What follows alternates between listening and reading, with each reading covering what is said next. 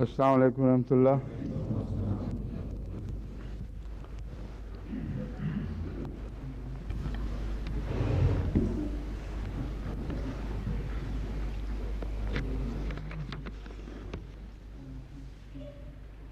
سورہ نساء آیت 8 سے شروع ہونا نا آج وہ بات کا نصف گھنٹہ جو ہے اس میں سوال و جواب کا بھی رکھنا ہے۔ آپ کے پاس بھی ہیں شاید ایک دو سوال کرنے والے، اور علاوہ ازیں باہر سے اگر کوئی آئے ہوں یا یہاں سے کوئی دو سوال اٹھانا چاہیں تو اس لیے یاد کرا دینا 5 منٹ پہلے۔ اعوذ باللہ من الشیطان الرجیم، بسم اللہ الرحمن الرحیم۔ للرجال نصیب مما ترک الوالدان والاقربون وللنساء نصیب مما ترک الوالدان والاقربون مما قل منه وكثر نصیبا مفروضا۔ مردوں کے لیے بھی حصہ ہے، ایک معین حصہ ہے، نصیب مما ترک الوالدان والاقربون، جو کچھ اس کے والدین یا اقربا نے چھوڑا ہو۔ وللنساء نصیب مما ترک الوالدان والاقربون، اور عورتوں کے لیے بھی ایک حصہ ہے جو ان کے والدین یا ان کے اقربا نے چھوڑا ہو، قل من ہو اور کثر، خواہ وہ تھوڑا ہو خواہ وہ زیادہ ہو۔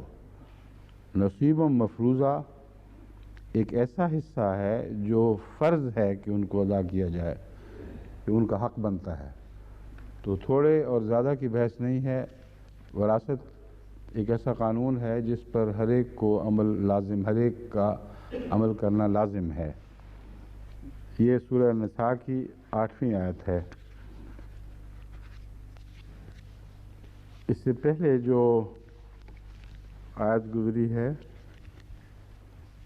وہ پڑھ کے سنائیں نا۔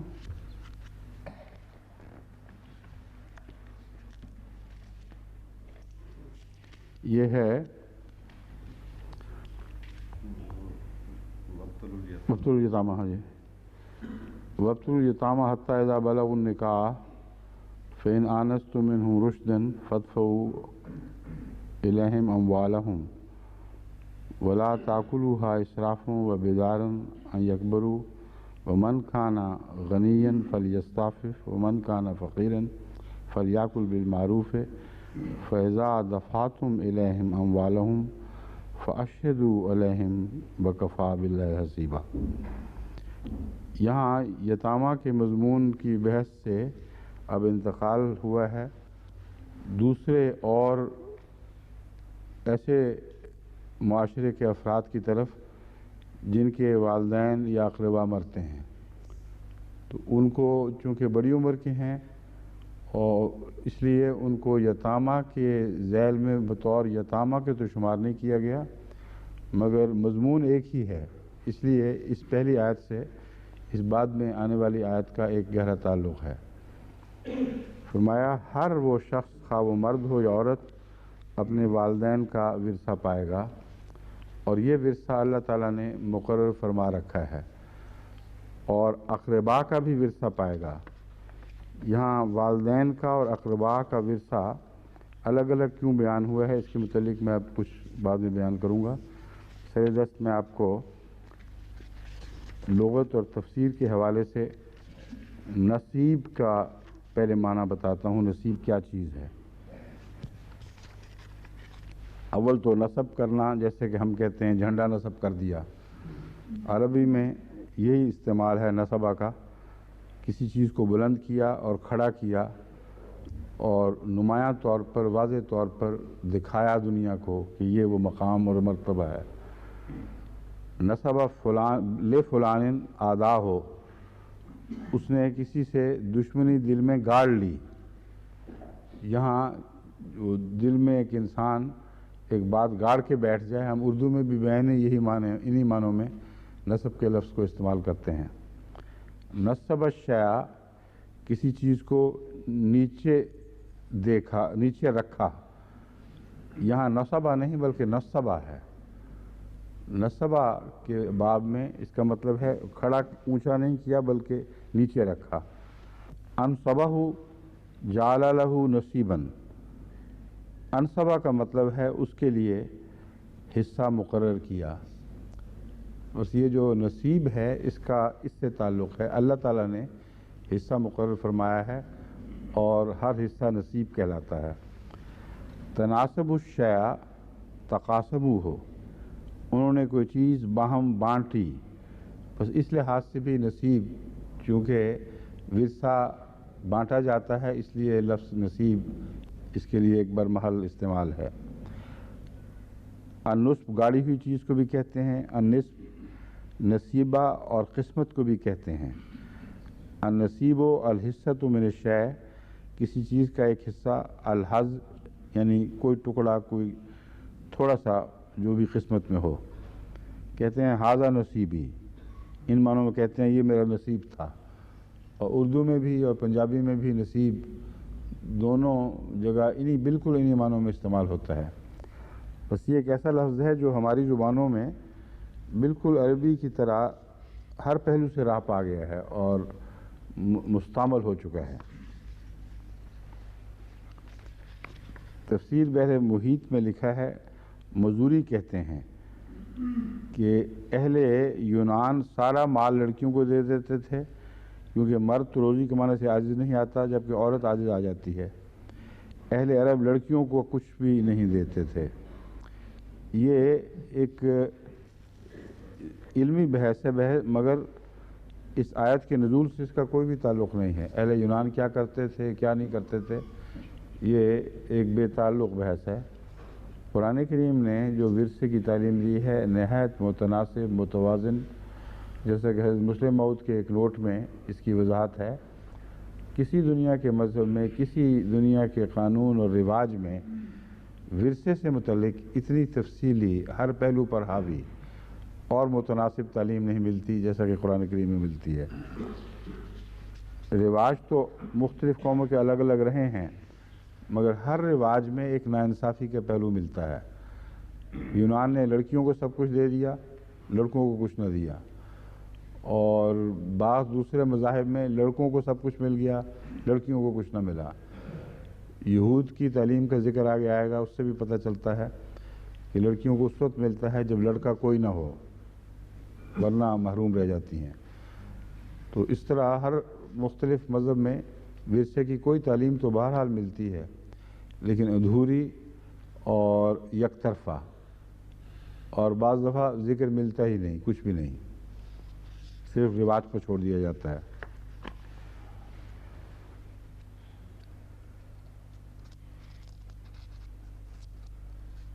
तफसीर क़ासमी में इस आयत की वजह नुज़ूल की ये बयान की है कि गोया अरबों के रिवाज के हवाले से है।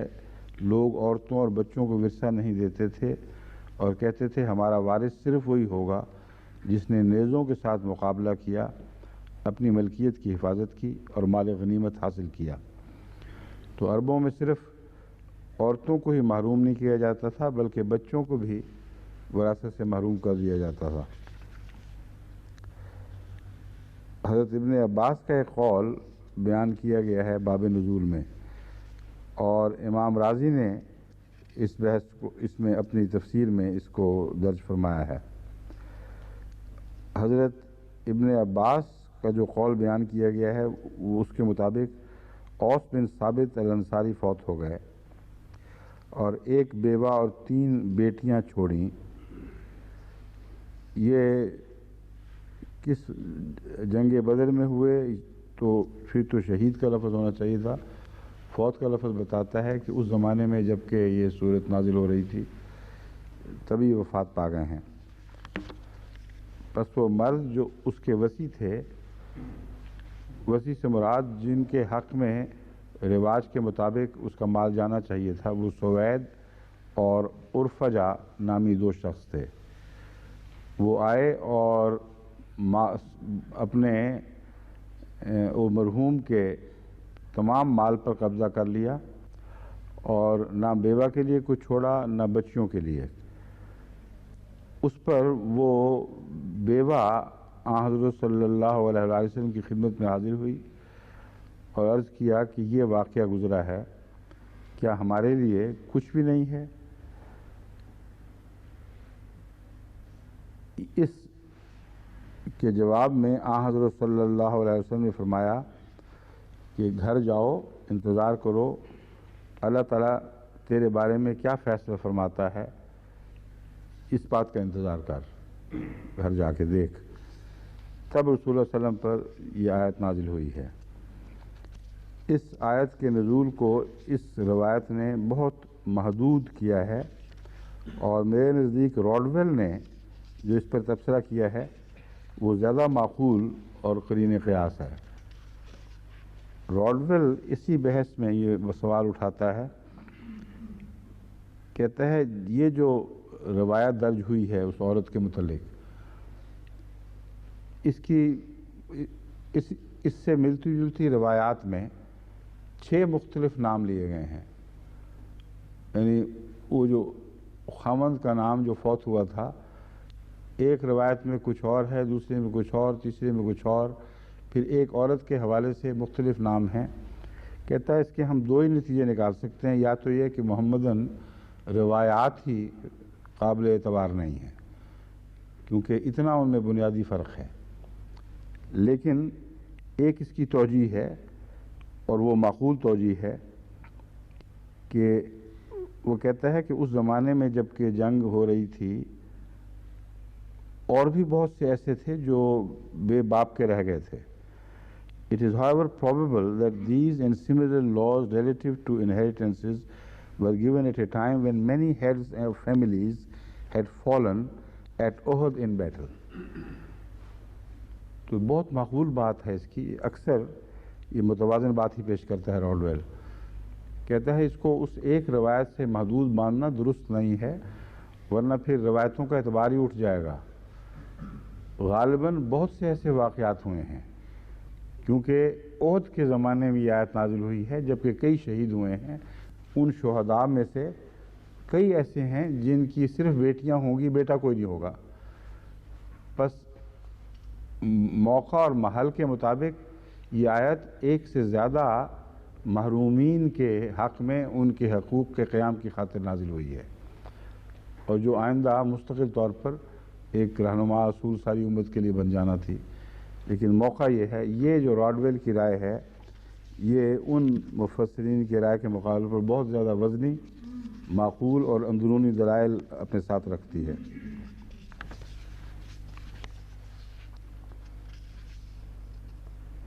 ابن کثیر نے بھی وہی روایت لی ہے جو میں نے بیان کی ہے، اور اسی کی بحث میں راڈویل نے لکھا ہے کہ یہ روایت ایک طرح نہیں آئی، 6 مختلف ناموں سے آئی ہوئی ہے، اس لیے لازماً ایک سے زیادہ واقعات ہیں جو ملتے جلتے تھے، اور ان کے متعلق خدا تعالیٰ نے نازل فرمائی۔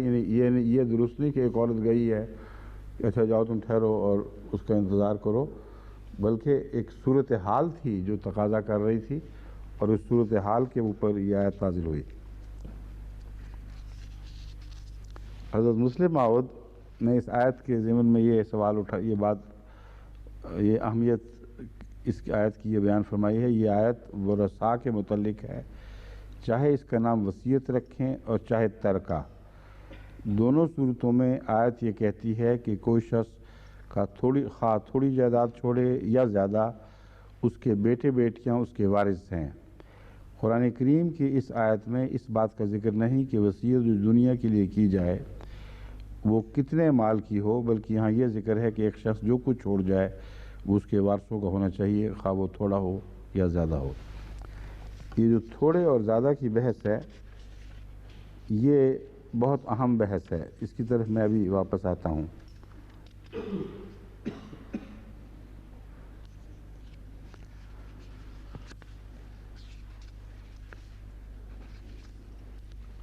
للرجال نصیب مما ترک الوالدان والاقربون وللنساء نصیب مما ترک الوالدان والاقربون مما قل منه وکثر نصیب مفروضہ۔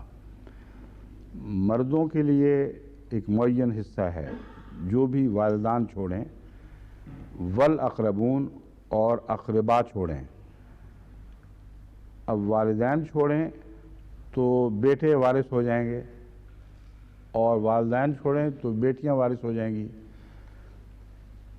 تو ان کا حصہ اقربان کو کیسے ملے گا؟ پھر سوال تو یہ پیدا ہوتا ہے کہ ایک ماں باپ مرتے ہیں، جو کچھ وہ چھوڑتے ہیں اس واضح قطعی حکم کے مطابق ان کے وارث ان کے بیٹے یا ان کی بیٹیاں ہوں گی، تو جو دوسرے ان کے اقربا ہیں ان کے مرنے پر وہ کیسے وارث بن جائیں گے؟ اقربان سے مراد یہ لی جائے کہ تمام اقربان حصہ پائیں گے، کیونکہ جب ایک سے زیادہ بیٹے اور بیٹیاں ہوں تو کل حصہ جتنا بھی ہے اس کی برابر تقسیم کا حکم ہے 1 اور 2 کی نسبت سے، 2 حصے بیٹے کے اور 1 حصہ بیٹی کا، اور ان کے جو اقربا ہیں مرنے والوں کے، ان کے کسی حصے کی گنجائش باقی دکھائی نہیں دیتی۔ اس لیے والاقربون سے جو میں معنی یہاں سمجھتا ہوں جو اس میں منطوق ہے اس آیت کا، وہ یہ ہے کہ اصولی طور پر یہ عنوان ہے وراثت کا۔ دراصل اسلامی قانون وراثت کے اوپر ایک رہنما اصول ہے جو آیت پیش فرما رہی ہے۔ فرماتی ہے للرجال نصیب مما ترک الوالدان، اول حق والدین کا والدین پر ان کی اولاد کا ہے۔ کیوں ہے؟ اس لیے کہ والدین اپنی اولاد کو پالنے پوسنے بڑا کرنے کے ذمہ دار ہیں، ان کے حقوق کی ذمہ داری خدا نے والدین کے سپرد کی ہوئی ہے۔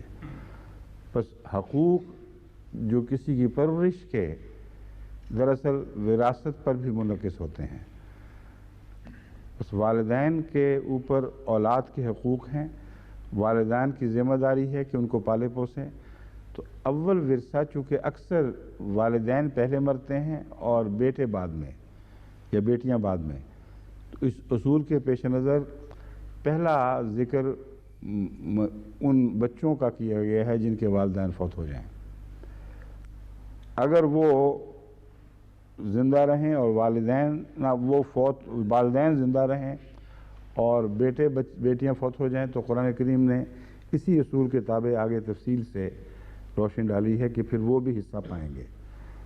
بس اول حصے دار یا بیٹے ہیں یا باپ ہیں، یا بیٹیاں ہیں یا ماں باپ ہیں، یا بیٹے اور بیٹیاں ہیں اور ماں باپ ہیں، کیونکہ یہ تعلق سمجھ آ جاتی ہے روزمرہ کے جن کی ذمہ داریاں جس کے سپرد ہیں، جب وہ مریں گے تو وہی ذمہ داریاں آگے بھی منتقل ہوں گی۔ جب ماں باپ زندہ تھے تو اقربا پر کسی کے ماں باپ کا تو کوئی فرض نہیں تھا۔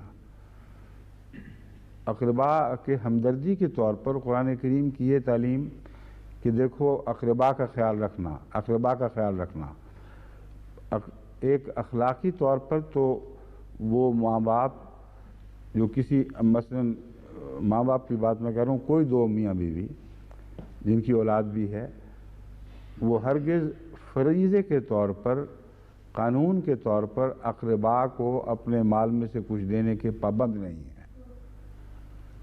پابند ہیں تو اولاد کو دینے کے پابند ہیں، ان کی ذمہ داریاں ان کے اوپر ہیں۔ بس ورثے میں بھی یہی اصول جاری ہوگا، اور باقی آیات جو ہیں اگر ان کو اس اصول کی روشنی میں پڑھیں تو پھر کوئی کنفیوژن نہیں پیدا ہوتا۔ جہاں اس کو بھلا دیں وہاں فقہا کے بنائے ہوئے اصول عجیب و غریب شاخیں نکال دیتے ہیں، اور ایسے ایسے عجیب مضامین اس سے پیدا ہوتے ہیں جن کے مخمصے سے آج تک ماہرین وراثت نکل ہی نہیں سکے۔ بسا اوقات یہ ہوتا ہے، ایسا بھی ہو سکتا ہے کہ ماں باپ بیٹیاں چھوڑیں یا بیٹے چھوڑیں، خصوصاً بیٹیوں کی صورت میں ان سے بھی زیادہ حصہ اقربا میں سے دوسروں کو مل جائے، کیونکہ اس اصول کو بھلا کر جب انسانی بنائے ہوئے قوانین کو اصل وراثت کے قوانین سمجھ لیا گیا، اگرچہ وہ استنباط سے ہی بنائے گئے ہیں، از خود نہیں گھڑے گئے، مگر استنباط در استنباط ہوتے ہوتے بات کہیں سے کہیں پہنچ گئی، اور اس بنیادی اصول کو پیش نظر نہیں رکھا گیا کہ ورثے کا فلسفہ یہ ہے کہ زندگی میں تم جن کے پالنے کے ذمہ دار ہو، جب تم مر جاؤ گے تو وہ بعد میں بھی تمہارے انہی اموال کا حقدار ہوں گے جو زندگی میں وہ استعمال کرتے رہے ہیں۔ ایک طبی منطقی نتیجہ ہے۔ اور جنہوں نے تمہیں دیا ہے، اگر تم مر جاؤ تو جن سے لیا ہے، جن کا کھاتے رہے ہو، جن کے اموال پر تمہاری پرورش ہوئی ہے، اول حصے دار وہ بنیں گے۔ پھر ماں اور باپ کی طرف انتقال شروع ہو جائے گا۔ یہ وہ روح ہے جس کو ہمیشہ ورثوں کی تقسیم کی الجھنوں میں جاتے ہوئے ایک رہنما روشنی کے طور پر ساتھ رکھنا چاہیے۔ یہ لیمپ ہاتھ میں ہوگا اس آیت کا تو ٹھوکر سے بچے رہو گے۔ اگر اس کی روشنی کے بغیر سفر شروع کیے تو پھر کئی جگہ ٹھوکریں پیدا ہوں گی، ایسے ایسے مضامین میں داخل ہو جاؤ گے، وہ دلدل میں پھنس گیا اور پھر اس سے نکلا ہی نہیں جا سکتا۔ اس اصول کے پیش نظر جماعت احمدیہ کی فقہ جو ہے وراثت کی، اس پر اثر نو غور ہونا ضروری ہے، کیونکہ بہت سے ایسے پہلو ہیں جو کئی لوگ مجھے توجہ دلاتے ہیں، کئی میں سوچتا ہوں، جب دیکھتا ہوں تو میں سمجھتا ہوں کہ فقہا کی غیر معمولی طور پر آنکھیں بند کر کے پیروی کر لی گئی ہے۔ ذو الفرائض، ذو الارحام، ذو الفلاں، یہ جو اصطلاحیں ہیں ان کو اپنے اوپر اس طرح نافذ کر دیا گیا ہے کہ ان کے جال میں جکڑے گئے ہیں سب فقہا، اور فقی در فقی ان اصطلاحوں کے پیچھے پیروی کرتے کرتے ورثے کو پھیلاتے کہیں سے کہیں پہنچ جاتے ہیں۔ اصل کی قرآن کریم کی روح فقدان ہو چکا ہوتا ہے، وہ غائب ہو چکی ہوتی ہے، صرف ایک منطقی بحث جو ہے وہ آگے جاری رہتی ہے۔ اس لیے اس کو نظر انداز کر کے روح قرآنی، اور وہ روح قرآنی جو عین فطرت کے مطابق ہے، اس کو رہنما اصول بنائیں، اور پھر جن آیتوں میں کچھ اشتباہ ہو وہ متشابہات ہیں، ان متشابہات کے ترجمے کریں ان آیات کی روشنی میں جو محکمات ہیں۔ بس اول محکم اس مضمون میں یہ آیت ہے جو عنوان بن رہی ہے ورثے کا، للرجال نصیب مما ترک الوالدان والاقربون۔ بس اقربون کا حصہ پھر کیسے ملے گا؟ اقربون کا ذکر کیوں آیا ہے جبکہ والدین جب مرتے ہیں تو ان کے بیٹے اور بیٹیاں ساری اولاد کے وارث بن جاتے ہیں، تو ان کے اقربا کہاں گئے؟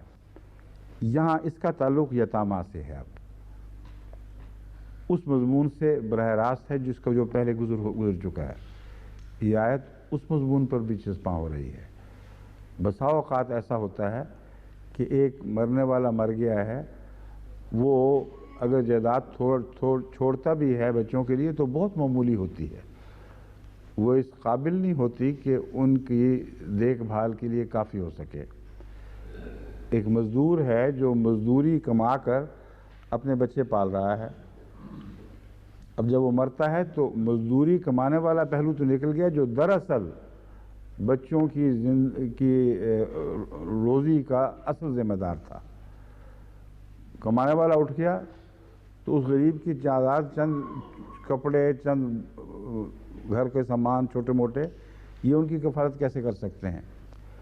ایسی صورت میں اقربا میں سے جو قریب تر ہیں، اور یہاں وہ اقربا مراد ہیں کہ جب اولاد نہ ہو، ماں باپ نہ ہوں، تو جو حصہ پاتے ہیں پھر جو پوٹینشلی کسی کے وارث ہوں، وہی ایسی صورت میں جب اور وارث نہ ہو اس کے ذمہ دار اور نگران بھی بن جاتے ہیں۔ بس قرآن کریم کا جو یہ اصول ہے کہ دو طرفہ معاملہ چلے، احسان کا بدلہ احسان سے ہونا چاہیے۔ اگر روزمرہ کی زندگی میں بعض غریب بچوں کی دیکھ بھال کے لیے ان کے وہ اقربا ذمہ داری سنبھالتے ہیں جو اکثر میت کے بھائی ہوتے ہیں، یا بھائی نہ ہوں تو ماموں وغیرہ ہوں گے، وہ پھر ان کے مرنے پر ان کے حصے دار بھی ہونے چاہیے۔ یہ وہ مرکزی کھڑکی ہے جو اس موضوع کی طرف داخل کر رہی ہے۔ والاقربون، اقربون کا بھی ورثہ جب پائیں گے، کیونکہ جب ان کی زیر کفالت آ جائیں گے تو وہ ایک دوسرے کے وارث بن جائیں گے۔ جب یہ مریں گے تو ورثہ وہ پائیں گے، وہ ماں باپ ہے نہیں، تو اقربون اس موقع کے لیے ہے جہاں ماں باپ نہ ہوں۔ اس صورت میں یہ بچے جو اقربون سے بھی ورثہ پائیں گے، جن شرائط کا میں نے ذکر کیا ہے، آگے قرآن کریم ان مختلف کیٹیگریز کو، ان مختلف قسموں کو بیان کر کے تفصیلی روشنی بھی ڈالتا ہے یا اصولی روشنی ڈالتا ہے۔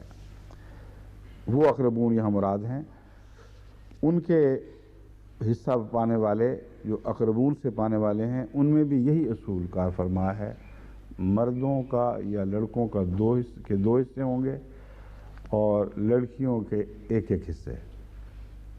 یہ ہے اصول جس کے اوپر عموماً ساری وراثت کی تعلیم چل رہی ہے۔ جہاں استثناء ہے وہاں اس کی وجوہات ہیں اور قرآن کریم ان پر روشنی ڈالتا ہے کہ کیوں استثناء فرمائے گئے ہیں۔ قل منہ و کثر، اس کی کیا ضرورت پیش آئی؟ یہ کافی تھا کہ ورثہ دے دیا گیا ہے، تھوڑا ہو یا بہت، ظاہر بات ہے ہر ایک نے اپنے مرحوم والدین کے یا اقربا کے حصے میں سے جو کچھ ان کی حالت ہے اس کے مطابق ہی پانا ہے۔ غریب ہیں تو غریبانہ ورثہ ہوگا، امیر ہیں تو امیرانہ ورثہ ہوگا۔ قل منہ و کثر بڑی واضح طور پر، یہ جو آیت کا حصہ ہے بڑا واضح طور پر کسی مضمون کی طرف اشارہ کر رہا ہے، ورنہ اس کی ضرورت نہ ہوتی۔ اور یہ اتنی اہمیت والا حصہ ہے کہ اس کو نظر انداز کر کے ہمارا سارا اسلامی معاشرہ ورثے کے معاملے میں تباہ ہو چکا ہے۔ چھوٹا موٹا اگر ہو گھر کا روزمرہ کا سامان جس کی حیثیت کوئی نہ ہو تو لڑکیاں بھی لے لیتی ہیں، لڑکے بھی لے لیتے ہیں، پرواہ کوئی نہیں۔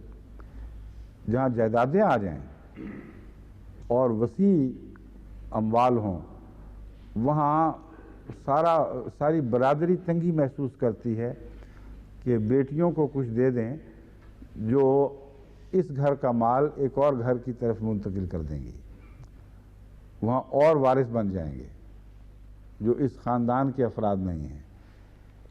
یہ جو خطرہ ہے اس نے عملاً اسلامی دنیا کے اکثر ممالک میں ایک مصیبت ڈالی ہوئی ہے۔ اگر ساری اسلامی دنیا میں نہیں تو کم سے کم ہندوستان اور پاکستان میں تو قطعی طور پر اس حصے کو نظر انداز کرنے کے نتیجے میں سارا نظام وصیت درم برم ہو چکا ہے۔ زمیندار دو طرح سے بچیوں سے زیادتی کرتے ہیں۔ اول تو جب جائیداد تقسیم ہوتی ہے تو لڑکے ہی لے جاتے ہیں، لڑکیوں کا کوئی ضرورت ہی کوئی نہیں ہوتی، اور اگر وہ مطالبہ کریں تو پھر طرح طرح کے دباؤ ڈالے جاتے ہیں، بڑے سخت، بعض خون خرابے بھی ہو جاتے ہیں کہ تم ہوتے کون ہو، یہ ہماری جو زیادہ ہے ہمارے پاس ہی رہے گی۔ یہ برداشت نہیں کر سکتے کہ کوئی غیر قوم کا آدمی جس کے ہاں ان کی بیٹی بیائی گئی وہ آ کر وہاں ان کی جائیدادوں میں دخل دے اور وہاں آ کر وہ اپنے ڈیرے لگا لے، اپنا جھنڈا نصب کر لے۔ یہ ان کی طبیعت برداشت نہیں کرتے۔ بس قرآن کریم نے جو فرمایا مما قل منہ و کثر، بہت ہی اہم انتباہ ہے کہ خبردار کہیں زیادہ ہونے کی وجہ سے ڈر نہ جانا۔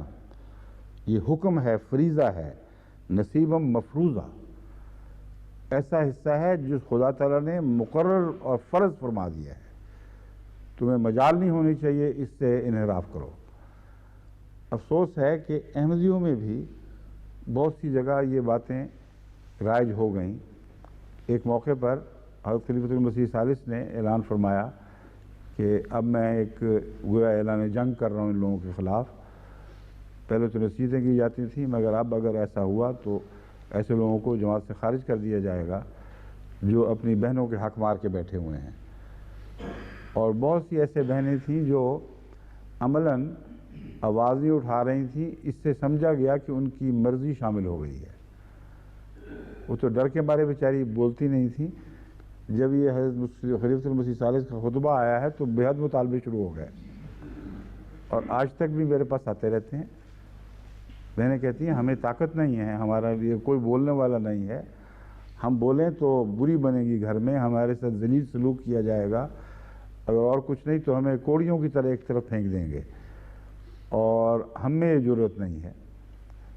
تو میں ان سے کہتا ہوں خدا نے تو تمہیں جو حق دیا ہے تمہیں ضرورت سے کام لینا چاہیے، کیونکہ یہ اگر تمہاری خاموشی اور تمہاری کمزوری ان ظالموں کے ہاتھ مضبوط کرے گی تو ان کے گناہ کا ایک حصہ تم بھی کماؤ گی، کیونکہ وہ اس پر دلیر ہوتے چلے جائیں گے۔ ہر احمدی عورت کو میدان میں آنا چاہیے۔ جس کا حصہ مارا گیا ہے، خدا نے فریضہ مقرر کیا ہے، اس کو لازماً قضا کی طرف رجوع کرنا چاہیے۔ اس سے کوئی پرواہ نہیں، اس کی پرواہ نہیں کرنی چاہیے کہ اس کا رد عمل کیا ہے۔ اور اگر ایسا کریں گے تو پھر آئندہ لوگوں کو نصیحت ہوگی، خوف پیدا ہوگا، اور وہی مضمون ہوگا وَشَرِّدْ بِهِمْ مَنْ خَلْفَهُمْ۔ جو چند سامنے آتے ہیں ان سے ایسی سختی کرو کہ پچھلے ڈر جائیں، پھر ان کو ضرورت ہی نہ پیدا ہو۔ اب چونکہ پہلوں سے نہیں ہوا، اور بہت سے ایسے زمیندارہ خاندان ہیں جن میں جہاں تک میرا علم ہے ابھی تک بھی اس کی پرواہ نہیں کی جا رہی، اس لیے اس کو مثال بنا کر اگلے لوگوں نے بھی پکڑ لیا۔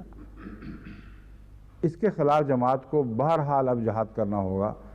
یہ نصیب و مفروضہ لازماً دلوانا ہے، اور اس معاملے میں خواہ کئی پرانے خاندانوں کو بھی جماعت سے خارج کرنا پڑے، قطعاً کوئی پرواہ نہیں کرنی چاہیے۔ ان کا نکلنا باعث برکت ہوگا، کیونکہ اللہ کے حکم کی تائید میں اس کی حفاظت کی خاطر ان کو نکالا جا رہا ہے۔ اس کی کمی اللہ تعالیٰ اپنے فضل سے پوری فرما دے گا، اس کی بالکل پرواہ نہیں کرنی چاہیے۔ جہاں کوئی بہن اپنے طور پر حصہ چھوڑنا چاہتی ہے، اس کے اوپر وہی اصول صادق آئے گا جو حضرت خلیفۃ المسیح اول کا فتویٰ وہ اس مرد کے متعلق تھا جس نے کہا تھا میری بیوی نے حق مہر معاف کر دیا ہے۔ حکیم فضل الدین صاحب تھے نا بھیروی، جن کا ذکر ہوا تھا۔ ہاں، وہ پہلے دیں اس کو، اس کے بعد پھر وہ واپس کر دے تو شوق سے واپس کر دے، لیکن رسک بڑی ہے، میں بتا دیتا ہوں ابھی۔ شاید ہی کوئی ہوگی بہن جو یہ کہہ کہ چلو میں واپس کرتی ہوں، ان کو دے دے۔ اب اس ضمن میں ایک اور مسئلہ بھی اٹھ کھڑا ہوتا ہے جو یہاں زیر نظر آنا چاہیے۔ ایک آدمی ورثے میں جو کچھ پاتا ہے اس نے وصیت بھی کی ہوئی ہے اور اپنا ورثہ ہبہ کر دیتا ہے دوسرے وارثوں کو کہ مجھے ضرورت نہیں۔ اب وہ مرتا ہے تو اس کی وصیت کا کیا معاملہ ہوگا؟ ایک ایسا کیس میرے سامنے آیا تو میں نے ہدایت دی اصولی کہ آئندہ ہرگز اس بات کو قبول نہ کیا جائے کہ میں نے اس کو دے دیا تھا۔ تم نے جو اس کو دیا وہ اپنا حق چھوڑا ہے، لیکن تم اس سے پہلے خدا سے وعدہ کر چکے ہو کہ میں اپنی کل جائیداد کا ایک زبردست حصہ خدا کو دوں گا یا دوں گی۔ اس وعدہ خلافی کا تمہیں کوئی حق نہیں ہے، کیونکہ تقسیم ورثہ وصیت کے بعد ہوتی ہے۔ جو وصیت یا قرض واجب ہیں ان کے بعد باقی وصیت تقسیم ہوتی ہے، اور یہ جو حصہ ہے یہ قرض کی صورت ہے، جو تم دے بیٹھے ہو اللہ کو اسے واپس نہیں لے سکتے۔ تو ایسی وصیت اس وقت تک منظور نہیں ہوئی جب تک وارثان نے وہ حصہ بھی ادا نہیں کر دیا جو مرنے والے پر واجب آتا تھا اگر وہ اپنا حصہ وصول کر لیتا۔ ایسا ہی معاملہ انگلستان میں بھی پیش آیا، باہر بھی پیش آتے رہتے ہیں کہ ایک معین کیس میرے سامنے نہیں ہے، بہت سے ہیں جو بعد میں سامنے آئے، ان پر ہی اصول چلا ہے۔ تو اپنا ورثہ چھوڑنا اور بات ہے، اور اپنے حقوق کی ادائیگی سے انحراف اور چیز ہے۔ حصہ چھوڑنے کی اجازت ہے جبکہ حقوق کی ادائیگی پر یہ بات اثر انداز نہ ہو، وہ تمہیں بہرحال ادا کرنے ہوں گے۔ دوسرا ایک اور پہلو ہے شادیوں کا، جس مسئلے پر اس مسئلے نے بہت برا منفی اثر ڈالا ہوا ہے۔ کئی زمیندار خواتین ہیں، بچیاں ہیں جن کی شادیاں محض اس لیے نہیں ہو رہی کہ وہ صاحب جائیداد ہیں، وہ خاندان صاحب جائیداد ہیں۔ اگر ماں باپ مریں تو بیٹیاں بہت سی زرعی زمین ورثے میں پائیں گی۔ اگر وہ دوسرے خاندانوں میں بیاہی جائیں، اگر حسب نسب کو نہ دیکھا جائے اور رشتہ تقویٰ کے اوپر ہو تو ہو سکتا ہے وہ ایک غریب ایسے شخص کو بیاہی جائیں جس کو یہ لوگ زمیندار کمین کہتے ہیں، یعنی بے جائیداد کے لوگ جو ہاتھوں کی کمائی کھاتے ہیں۔ یہ لفظ بہت ہی ظالمانہ ہے، ان کو کمین کہنے کی کوئی شرعی جواز نہیں ہے ہرگز۔ مراد ان کی ایک فخر ہے کہ ہم زمیندار ہیں، زمینوں پہ پلنے والے لوگ ہیں، یہ ہاتھوں کی کمائی کھاتے ہیں۔ اب وہی زمیندار یہاں آ کے ٹیکسی ڈرائیو کرتے ہیں، اس وقت ان کو شرم نہیں آتی، زمیندار پھر وہیں کے وہیں رہے۔ تو یہ ہاتھوں کی کمائی زیادہ معزز ہے۔ ورثے کی کمائی بھی کھاتے ہو تو کھاؤ، لیکن اصل بابرکت کمائی وہی ہے جو محنت سے کمائی جاتی ہے، جو اپنے خون پسینے سے ہاتھ آتی ہے۔ ایسے لوگوں کو ذلیل کر دینا اور جو ورثہ پاتے ہیں ان کو عزت دینا، یہ ناجائز ہی نہیں، قرآن کریم میں اس کے اوپر بہت ہی ناپسندیدگی کا اظہار فرمایا گیا ہے۔ جہاں تان کا ذکر ہے وہاں یہ ظالم ایسے ہیں، ان غریبوں کو بھی تان کرتے ہیں اموال میں جن کا اپنی ہاتھ کی کمائی کے سوا کچھ نہیں۔ اس تان کے متعلق ایک دفعہ باہر سے مجھے کسی نے حدیث لکھ کے بھیجی تھی کہ یہ تان تھی، میں نے اس لیے نہیں پڑھ کے سنائی، یہ تان تھا، وہ اس میں لکھا تھا۔ وہ صرف ایک تان نہیں ہے، ہر قسم کے تان موجود ہیں اس میں۔ وہ سوسائٹی بھی بڑی اپنے خاص روایات کے اوپر فخر کرنے والی سوسائٹی تھی، اور اس قسم کے مزدوروں وغیرہ کو حقارت سے دیکھتے تھے۔ وہ غریب تھوڑا چندہ دیتے ہوں تب بھی تان کرتے ہوں گے۔ یہ جو لکڑیوں کے ڈھیری میں سے 4 لکڑیاں لے آیا ہے، یہ کوئی چندہ ہے؟ یہ قربانیاں ہیں؟ اس قسم کے تان بھی تو کرتے ہوں گے۔ اور کچھ ان میں سے جو چندہ اکٹھا کرنے والے ہوں گے ان کے اوپر یہ تان بھی ہوتا ہوگا کہ یہ بیچ میں سے کھا گیا ہوگا، ضرور ہے غریب آدمی، اس کے کپڑے ہمیں سفید دیکھے ہیں، ضرور کھا گیا کچھ۔ تو اس قسم کی باتیں تان کے بہت سے امکانات، احتمالات ہمارے سامنے کھولتی ہیں۔ قرآن نے غریبوں پر اور خصوصیت سے مزدوروں پر تان کرنے پر سخت ناپسندیدگی کا اظہار فرمایا ہے، اور جن کو پیشہ ور کہتے ہیں وہ ہیں ہی وہی مزدور لوگ جو اپنے ہاتھ کی کمائیاں کھاتے ہیں، اپنے فن کی کمائی کھاتے ہیں۔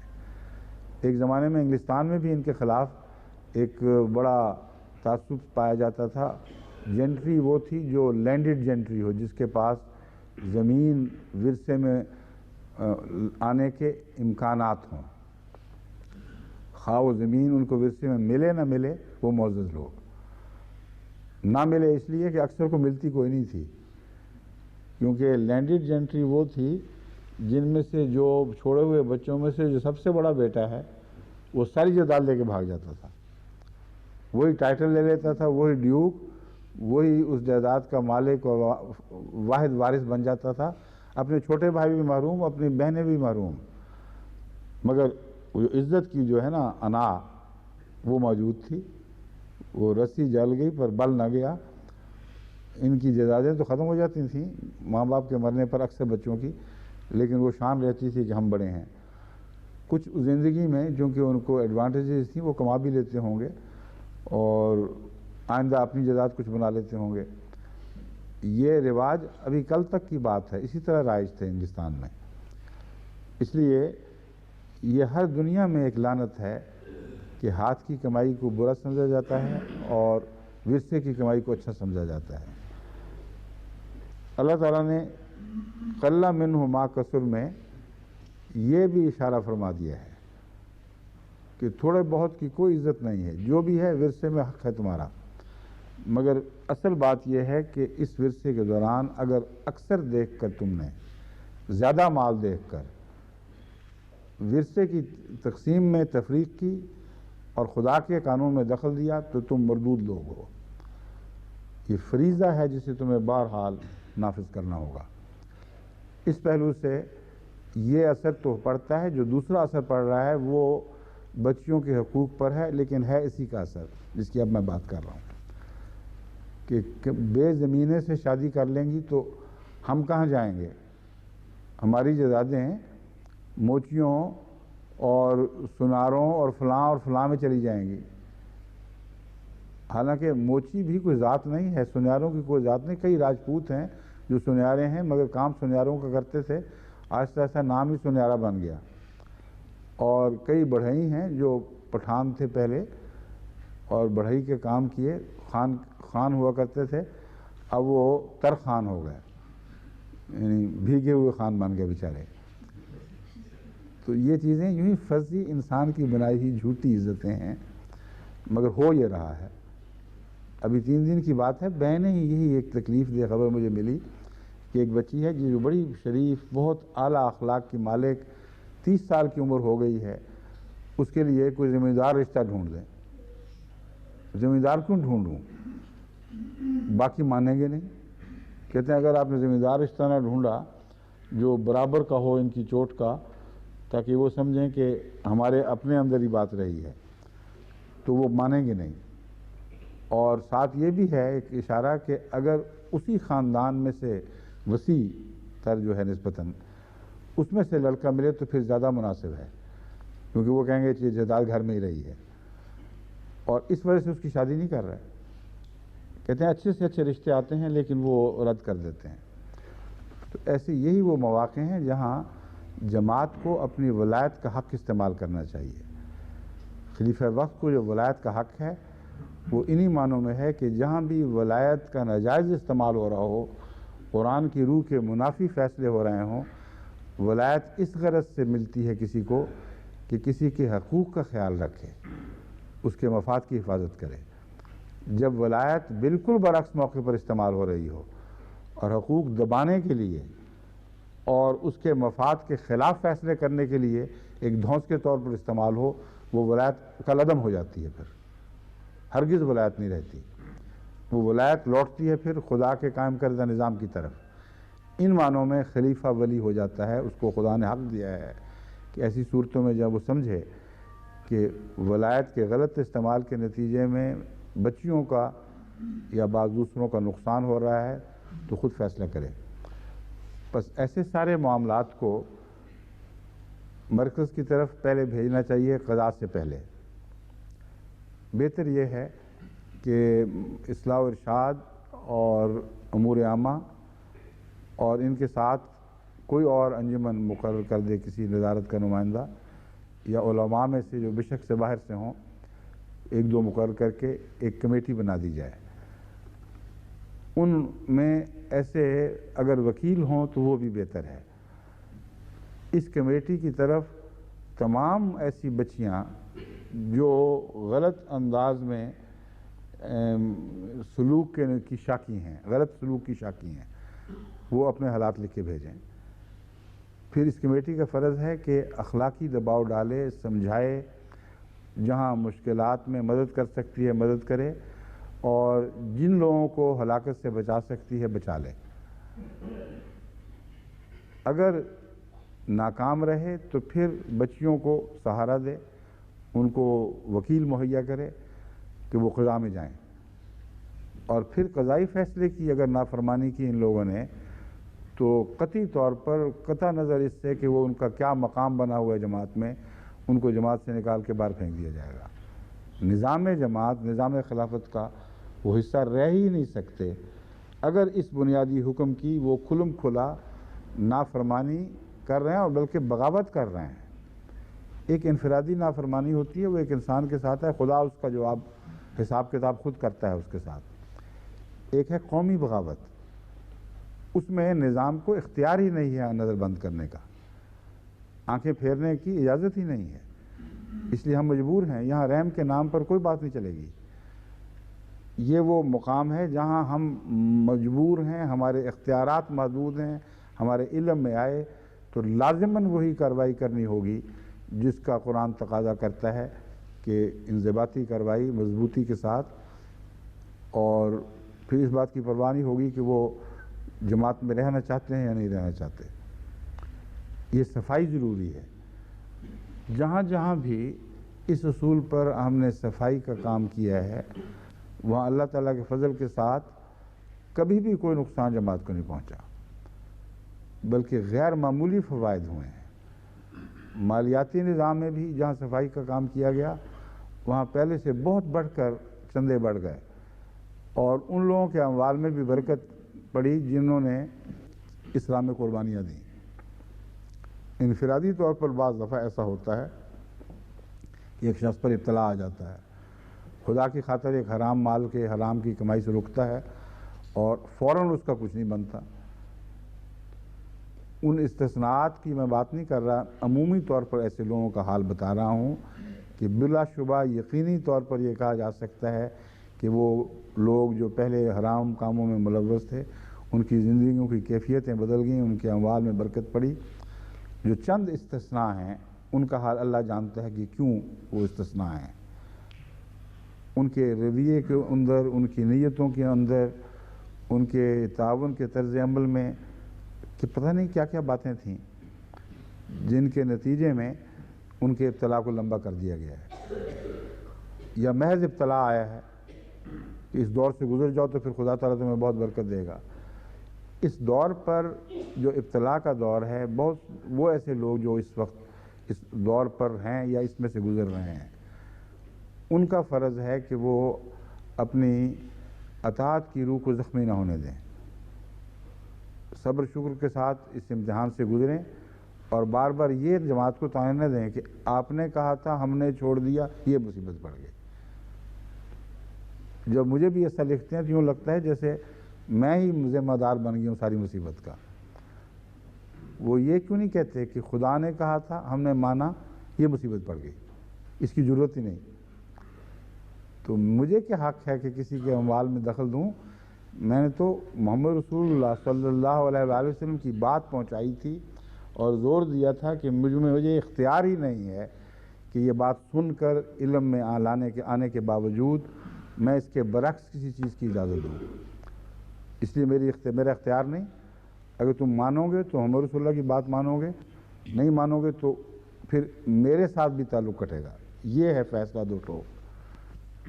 اس پر جب وہ لکھتے ہیں کہ جی آپ نے فرمایا تھا، ہم مان گئے، اب بتائیں کیا کریں؟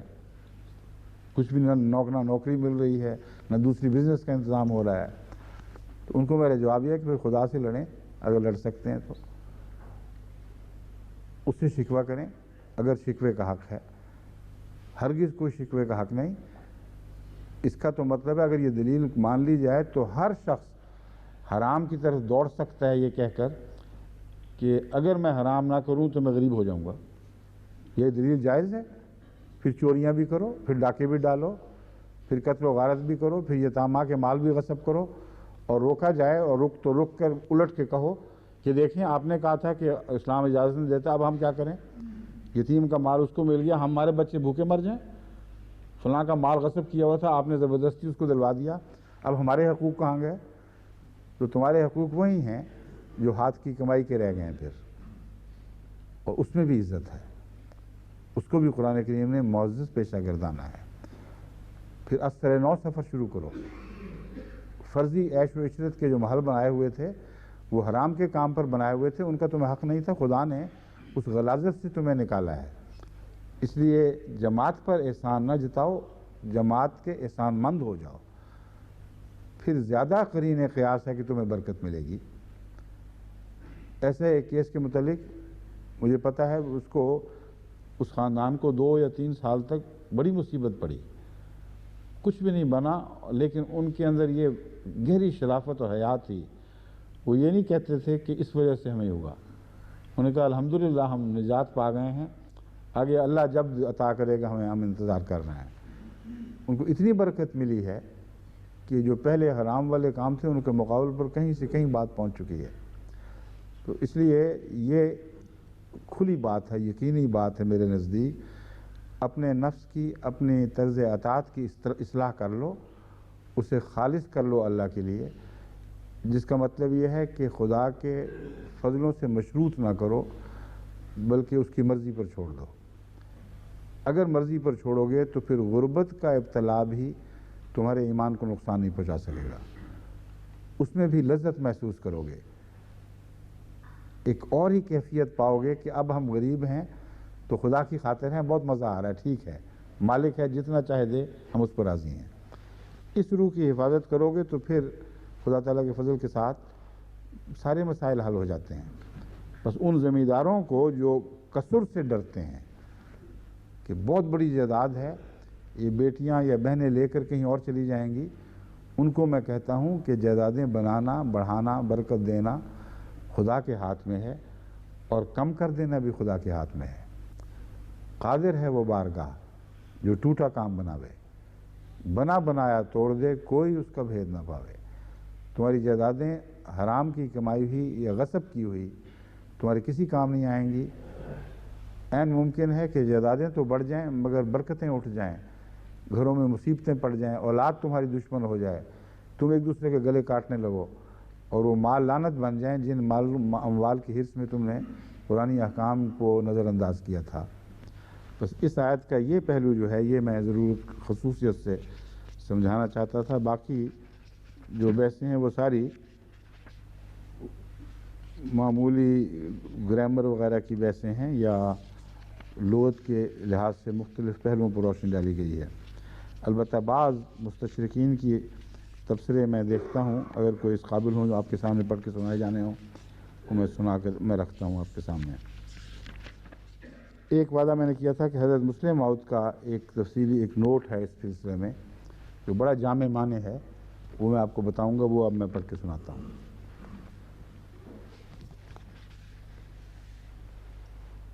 حفاظت مال کا اسلام نے ایک قاعدہ بتایا ہے جس کے مقابلے میں اور کسی مذہب نے کچھ بھی بیان نہیں کیا، کیونکہ جس رنگ میں اسلام نے ورثہ مقرر کیا ہے اور کسی نے نہیں کیا۔ نہ یہ غیر مطبوعہ نوٹس ہیں اس آیت پر، ابھی اس کے اوپر جو تفسیر حضرت مسلم موعود کی چھپی نہیں تھی، نہ آپ کو موقع ملا تھا، لیکن نوٹس لکھ چکے تھے جو ہمارے پاس اس وقت سامنے ہیں۔ اسلام نے ورثہ مقرر کیا اور کسی نے نہیں کیا، نہ عیسائی مذہب نے، نہ یہودی مذہب نے، نہ آریہ مت نے، اور نہ کسی اور مذہب نے۔ کسی مذہب کے بھی تمام پہلوؤں کے بھی کی بجائے نہیں ہوگا، کسی مذہب نے بھی تمام پہلوؤں کو مد نظر نہیں رکھا۔ یورپ میں تو کہتے ہیں کہ ورثہ کا سارا مال جو جدی ہو بڑے لڑکے کو دے دیا جائے۔ کسی ملک میں بیٹوں کو تو دیتے ہیں لیکن بیٹیوں کو نہیں دیتے، بعض جگہ بیٹیوں کو بھی دیتے ہیں، ماں باپ کا خیال نہیں رکھتے۔ کہیں خامند مرتا ہے تو بیوی کا لحاظ نہیں رکھا جاتا، کہیں بیوی مرتی ہے تو خامند کو کچھ نہیں ملتا۔ اور انگلستان میں اور یورپ میں یہ بھی ہو رہا ہے کہ خامند مرتا ہے تو سب کچھ بیوی لے جاتی ہے اگر اولاد نہ ہو، اور وہ حقوق جو اسلام نے قائم کیے ہیں دوسرے اقرباء اور عزیزوں وغیرہ کے، ان کو نظر انداز کر دیا جاتا ہے۔ اس معاملے میں بھی ایک نصیحت کی ضرورت ہے۔ اگر کسی ملکی قانون کا عذر رکھ کر واضح طور پر شریعت کے احکام کو نظر انداز کیا جائے تو جماعت اس وجہ سے ہاتھ نہ ڈالے کہ قانون نے اجازت دے دی ہے۔ اگر جماعت نے دخل دیا تو قانون اعتراض کرے گا کہ تم نے ہمارے قانون پر چلنے والے کو سزا کیوں دی ہے۔ اگر کسی ایسی حکمت کے پیش نظر جماعت کوئی معین سزا نہ دے تو اس کا ہرگز یہ مطلب نہیں کہ یہ لوگ خدا کے حضور سزاوار نہیں ہوں گے۔ اللہ تعالیٰ اس بات کا پابند نہیں ہے کہ جماعت نے ایکشن لیا ہے یا نہیں لیا۔ اللہ تعالیٰ اس بات کا بھی پابند نہیں ہے کہ جماعت نے چونکہ ایکشن لے لیا اس لیے اب اور سزا نہ ملے۔ جماعتی ایکشن ایک نظام کا اظہار ناپسندیدگی ہے جو بین ہی جرم کے مطابق ضروری نہیں ہے۔ ایک اظہار ناپسندیدگی کے طور پر آپ کسی کو کاٹ کر جماعت سے الگ کر دیں، اس کو احمدی کہلانے کا حق دیں، بے شک کہے، مسیح موعود کو مانے، قرآن کو مانے، اقرار کرے، نظام سے کٹا ہے، یہ ایسی سزا نہیں ہے کہ اس کے گناہ کی پوری طرح کفیل بن جائے اور کہہ دیا جائے کہ چونکہ اس کو سزا مل گئی ہے اب آئندہ کے لیے یہ امن میں ہے۔ ہرگز نہیں، یہ ایک عارضی ابتدائی انتظامی ضرورت ہے جو پوری کی گئی ہے بس۔ ایسا شخص جو قرآن کے احکام کو توڑتا ہے اور سوسائٹی میں نظام اسلام کے خلاف بغاوت کرتا ہے، وہ بعض دفعہ انفرادی بڑے گناہوں سے بھی زیادہ بڑا مجرم ہوتا ہے، کیونکہ بغاوت کا قانون جو ہے وہ سب سے بڑا گناہ شمار ہوا ہے۔ شیطان نے اس کے سوا کوئی قانون نہیں توڑا، اس نے بغاوت کی ہے۔ اور اس وقت سے آج تک گناہ کی تعریف ہی بغاوت ہے اصل میں. تو جو بغاوت کرتا ہے، اچھا جی، جو بغاوت کرتا ہے وہ سزا پائے گا. بس ملکی قانون اگر کسی کو ایسے حقوق دلوائیں جس میں دوسروں کا بھی حصہ ہو گیا ہو، تو ملکی قانون خدا کی پکڑ سے اس کو بچا نہیں سکتے. اس کی قطعی مثال حضرت صلی اللہ علیہ وآلہ وسلم کے اس فیصلے میں ہے، جو یہ ہے کہ اگر کوئی چرب زبان اموال اور جائیدادوں کی تقسیم میں اس رنگ میں بات میرے سامنے پیش کرے کہ میں مطمئن ہوں کہ یہ اس کا حق بنتا ہے، جبکہ خدا کی نظر میں وہ اس کا حق نہ ہو. یہ احتمال ہے، ایک اٹھایا گیا ہے، جو میرے نزدیک کبھی ایسا ہوا نہیں ہوگا، مگر رسول اللہ صلی اللہ علیہ وسلم نے ہم لوگوں کی اصلاح کی رہنمائی کے لیے اس قسم کے احتمالات کئی جگہ اٹھائے ہیں. مثلا یہ کہ میری بیٹی فاطمہ بھی اگر چوری کرتی یا کرے تو میں اس کے بھی ہاتھ کاٹ دوں. اب اس کا یہ مطلب تو نہیں کہ نعوذ باللہ من ذالک حضرت فاطمہ رضی اللہ تعالیٰ عنہ سے چوری کا احتمال تھا، بس یہ بھی اسی قسم کے احتمالات میں سے ہے جو ناممکن دکھائی دیتا ہے مجھے. مگر امت کی اصلاح کے لیے، امت کی تعلیم و تربیت کی خاطر حضرت صلی اللہ علیہ وسلم کا یہ طریق تھا کہ احتمالات اٹھاتے تھے اور ان کا جواب دیتے تھے تاکہ دوسرے نصیحت پکڑیں.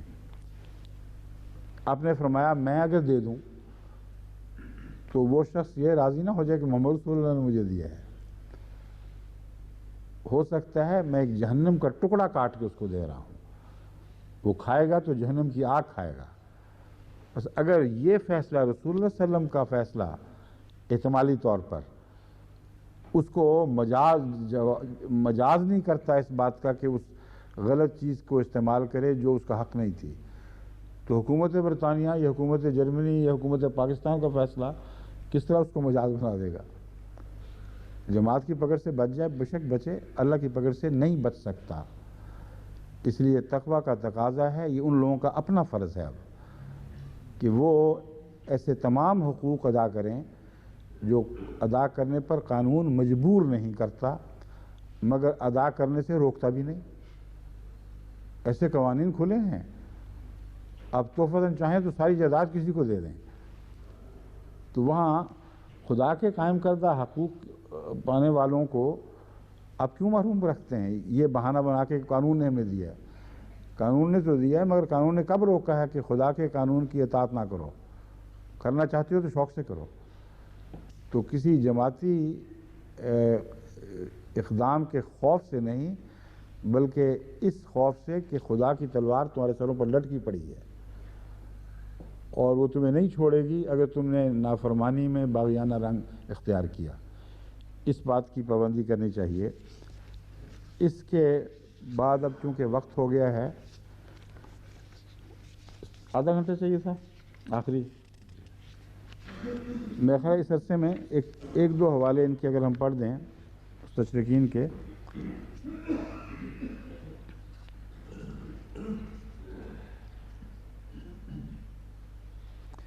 یہ تو راڈ ویل نے تو صحیح تذکرہ کیا ہے اور ساتھ یہ بھی کہتے تھے wise provision in the circumstances of time. صرف یہ بات ہے، سرکمسٹنسز کی بحث نہیں، ہمیشہ کے لیے ایک وائز ڈیسیژن ہے.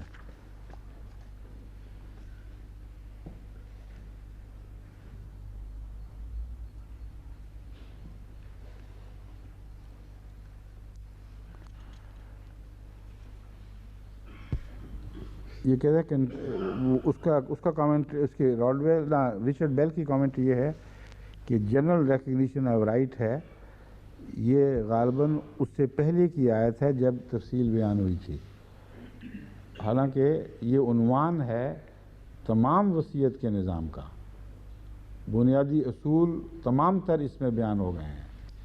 کوئی حصہ بھی وصیت کی تقسیم کا اس آیت کے رہنما اصول سے کے دائرے سے باہر نہیں ہے. یہ میں بیان کر چکا ہوں، اس کو سمجھ نہیں آئی بات کی.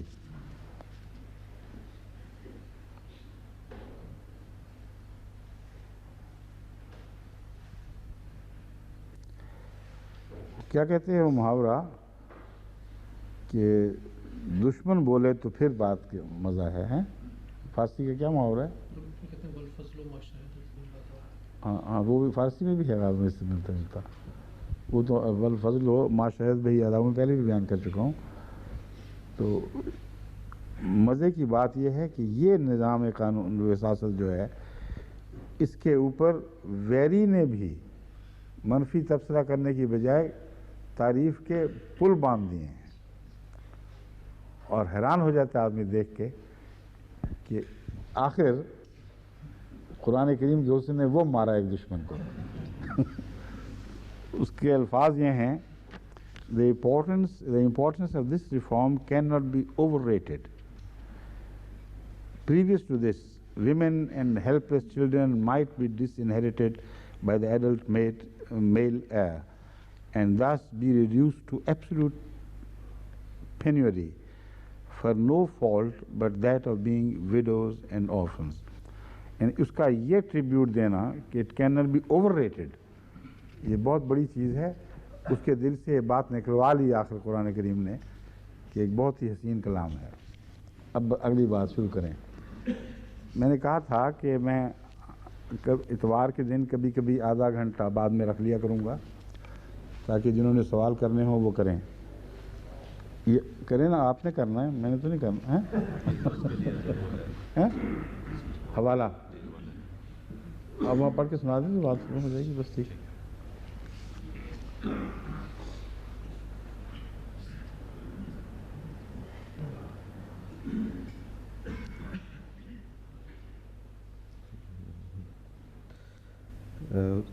حضور کل درس میں آیت کریمہ وَلَا تُؤْتُوا السُّفَهَاءَ أَمْوَالَكُمُ الَّتِي جَعَلَ اللَّهُ لَكُمْ قِيَامًا وَارْزُقُوهُمْ وَاكْسُوهُمْ کا ذکر آیا تھا.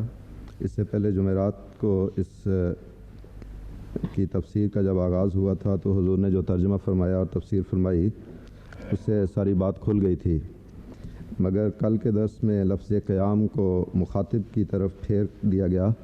تو اس سلسلے میں حضور سے درخواست ہے کہ وضاحت فرما دیں کہ کیا یہ سہون ہوا یا کوئی حکمت پیش نظر تھی. یہ بات اچھا کی ہے آپ نے اٹھائی ہے. یہ باہر سے تو نہیں آئی؟ نہیں، آپ کے میرے اور امام صاحب کے سر جوڑنے کے نتیجے میں سوال اٹھایا. ماشاء اللہ، بہت اہم بات ہے. اس کو اگر نظر انداز کر دیا جاتا تو کئی جگہ ابہام پیدا ہو جاتے اور بعض گرامیرین بعد میں سوال اٹھاتے کہ شاید بھول کر میں نے ایک غلط ترجمہ کر دیا ہے. ہرگز بھول کر غلط ترجمہ نہیں کیا، بلکہ ایک ایسا ترجمہ کیا ہے جو اس سے پہلے مجھے کہیں نہ ترجموں میں نہ مفسرین کے بیان میں ملا ہے، لیکن آیت کے محل اور سیاق و سباق کے عین مطابق اور عربی گرامر کے قوانین کے بھی تابع ہے. یہ بات جب تک میں کھولوں نا ان کو سمجھ نہیں آئے گی. قیامن کا میں نے ترجمہ وہی کیا تھا جو اس سے پہلے دفعہ جو اس سے پہلے تمام مفسرین تمام مترجمین بالاتفاق کرتے چلے آئے ہیں کہ وہ مال جو تمہارا ہے وہ قیام ہے. وہ مال تمہارے بقا تمہارے بود و باش کا ذریعہ ہے، وہ قیام ہے. تو قیامن کی ضمیر مال کی طرف پھیری گئی، اور وہ مال کس کا ہے؟ یتیموں کا، غریبوں کا.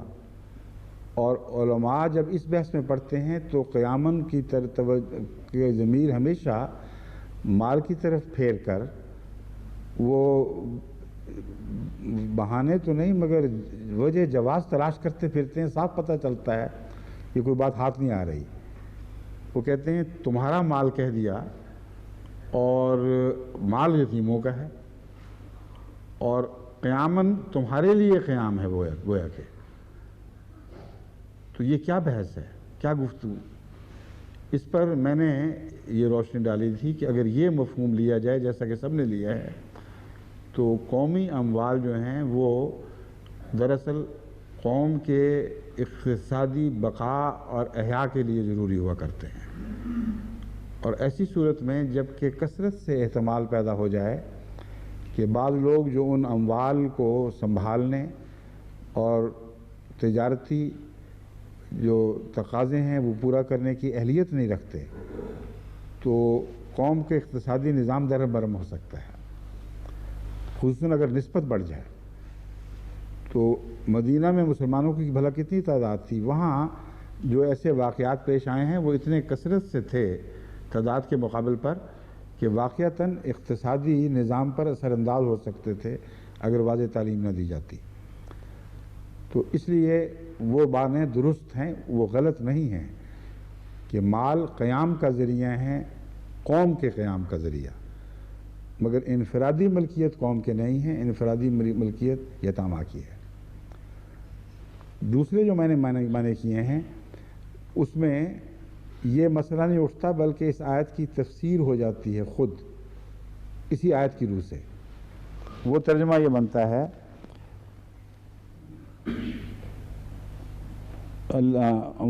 ولات پہلے فرمایا ہے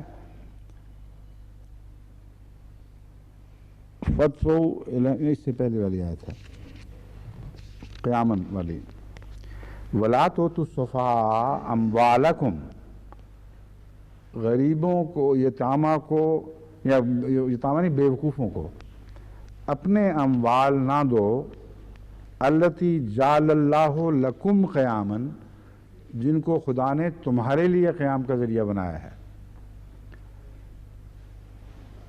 اور پھر ان کو صرف پہناؤ اور کھلاؤ۔ اس کا وہ معنی بھی میں نے لیا کہ یہاں مالک یتیم، مالک غریب نہ ہوں، بلکہ ایسے غریب ہو سکتے ہیں جن کے واقعتاً مال نہ ہوں۔ ایسی صورت میں باوجود اس کے کہ مال ان کے نہیں ہیں، تمہارے ہیں، ان کی نگہداشت کرنا اور ان کے بنیادی حقوق ادا کرنا یہ تمہارا فریضہ ہوگا۔ ایک یہ بات ترجمہ میں نے کیا جو اس پہلے ترجمے کے عین مطابق ہے کہ قیام تو تمہارے لیے تھا، مگر اس کا فائدہ دوسروں کو پہنچانا فرض ہے۔ اب جو میں ترجمہ کر رہا ہوں یہ وہ ہے جس کی طرف انہوں نے اشارہ کیا ہے۔ میں نے ترجمہ کیا کہ وہ اموال جن پر تم قیام بنائے گئے ہو، جو تمہارے سپرد بطور قیام کے ہوئے ہیں، یہ ترجمہ چونکہ بظاہر گرامر سے ہٹا ہوا دکھائی دے رہا ہے، اس لیے اکثر مفسرین نے اس طرف نظر ہی نہیں اٹھائی، حالانکہ فی الواقعہ گرامر سے ہٹا ہوا نہیں ہے، کسی عذر کی تلاش کرنے کی ضرورت ہی کوئی نہیں، بین ہی عربی گرامر کے قواعد کے مطابق یہ ترجمہ ممکن ہے اور بہت ہی اعلیٰ درجے کا ترجمہ ہے۔ وہ یہ بنے گا اس طرح، صفحاء کو اپنے وہ مال نہ دو، التی جعل اللہ لکم، جن کو خدا تعالیٰ نے تمہارے لیے تمہارے قیام کی حیثیت سے سپرد کیا ہے۔ قیامن، تمہاری قیام کی حیثیت سے یہ مال تمہارے سپرد ہوئے ہیں، اس لیے ہم تمہارے مال کہہ رہے ہیں کیونکہ تم قیام ہو۔ تو قیامن جو ہے یہ منصوب ان معنوں میں ہے کہ تمہاری قیام کی حیثیت سے بوجہ اس کے کہ تم ان کے قیام ہو، یہ تمہارے سپرد مال ہیں اور انہیں تمہارا مال کہا جا رہا ہے، مگر فی الحقیقت یہ تمہارا مال نہیں بنے گا۔ تو یہ ترجمہ عین عربی گرامر کے مطابق اور اس آیت کے سیاق و سباق اور کے مطابق بالکل برحق بیٹھتا ہے۔ تو اس لیے اچھا کہ آپ نے وضاحت طلب کر لی۔ عجیب بات ہے کہ دوسرے علماء کو خیال نہیں آیا کہ یہ سوال اٹھائیں، یا آیا ہوگا تو کچھ گھبرا گئے ہیں پچھلے جوابوں سے، مگر اٹھانا ضروری تھا۔ اچھا کیا، جزاک اللہ۔ بات واضح ہو گئی آپ پر امام صاحب؟ کھل گئی ہے نا بات کہ قیامن سے مراد یہاں مال نہیں ہوں گے بلکہ وہ لوگ ہوں گے۔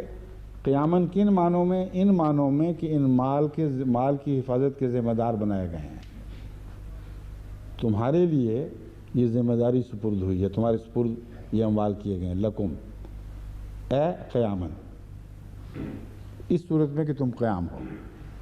آگے چلیں۔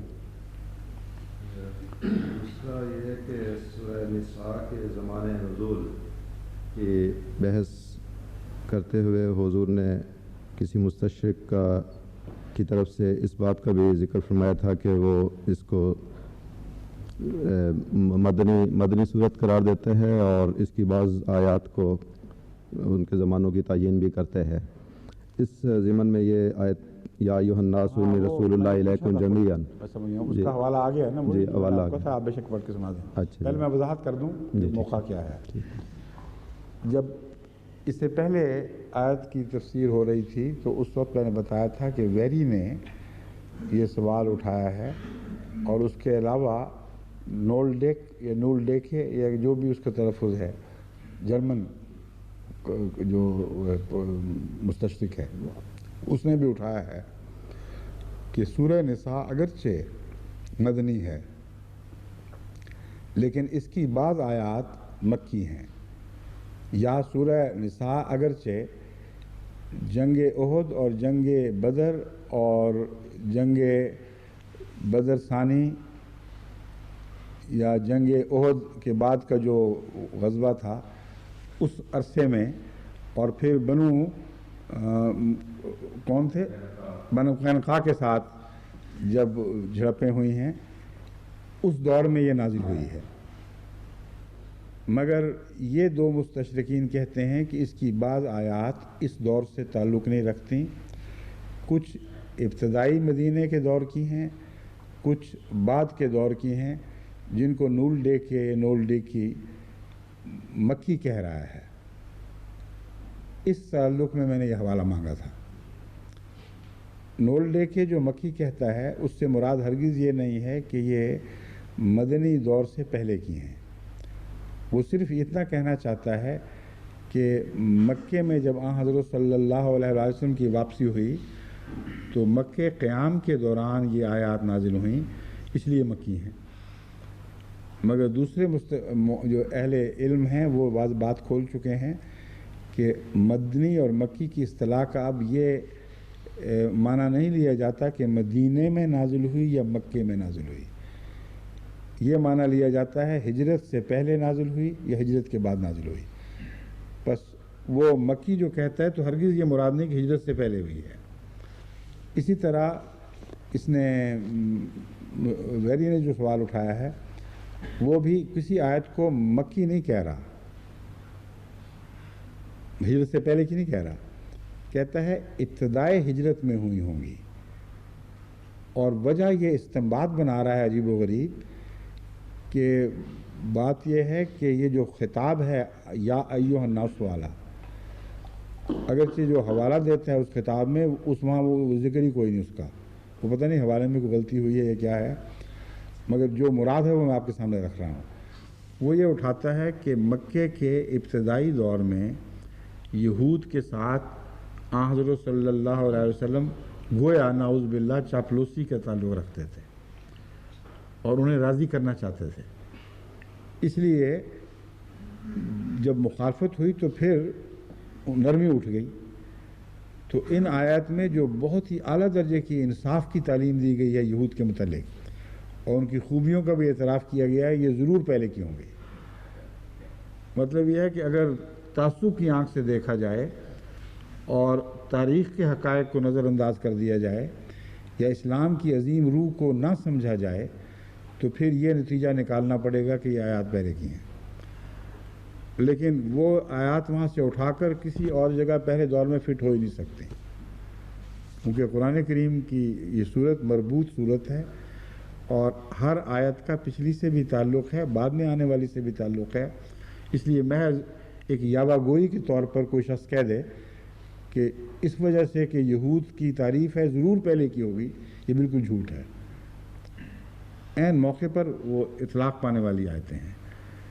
دوسرا ایک خفیف اشارہ اس بات کا اس میں ملتا ہے کہ یا ایھا الناس قسم کا خطاب اہل کتاب سے تعلق سے پہلے موجود تھا، اہل کتاب سے تعلق کے بعد پھر یہ خطاب متروک ہو گیا، اور یا اہل الکتاب یا ایھا المومنون وغیرہ قسم کے یا ایھا الذین آمنوا اتقوا اللہ، وہ لوگ جو ایمان لائے تقوی اختیار کریں، یہ خطاب شروع ہو گئے ہیں یا مومنوں کو یا اہل کتاب کو، اور گویا کہ مکی زمانے کو پیچھے چھوڑ دیا گیا، وہاں محدود دائرے میں خطاب تھا، کیونکہ نہ زیادہ متقی تھے نہ اہل کتاب تھے، الناس کہہ کے بات گزارا چلایا گیا۔ اس آیت اس دعوے کے توڑ اور رد کے طور پر میں نے سوال اٹھایا تھا کہ معلوم کریں کہ یہ آیت کس دور کی ہے. یا ایھا الناس انی رسول اللہ الیکم جمیعا. یہ ایھا الناس والی آیت ویری کو بھی تسلیم ہے اور تمام دوسرے مستشرقین کو تسلیم ہے کہ یہ پہلے کی مکی دور کی آیت ہے، اور وہاں یہ مضمون بیان فرمایا گیا ہے.